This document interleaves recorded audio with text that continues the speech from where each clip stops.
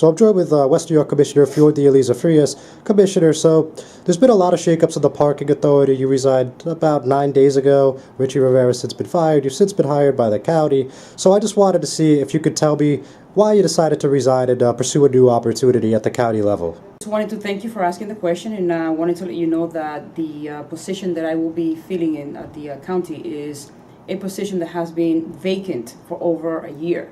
And when the opportunity came to my hands and I was approached to see if this is something that I would be willing to do, I looked at it as an opportunity to help not only the Western York community, but the surrounding communities in the county, because Hispanic services are something that our community needs in a great extent. And I do feel that not only am I qualified for the position, but I can bring a lot of good to the other communities that right now do not have a Spanish-speaking representative that can speak on their behalf.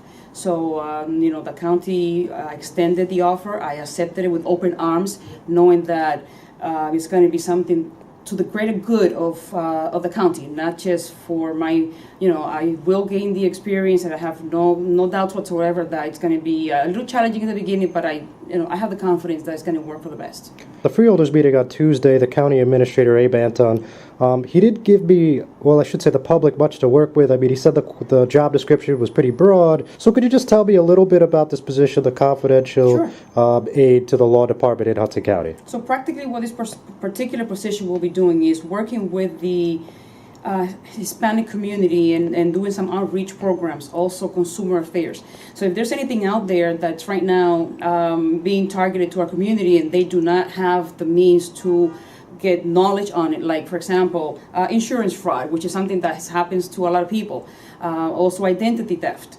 This is an ongoing situation right now. You go to the gas station and next thing you know, your credit card is being used in another country. So how to protect ourselves against identity theft, other things, bullying. So there's so many topics right now that affect our people, and they need to know so they can protect themselves and and educate their families on how to proceed with this issue. So practically, the focus here is awareness to the Hispanic population in their language, and also just to bring in the resources so that they can understand what's going on around them. So it's a broad.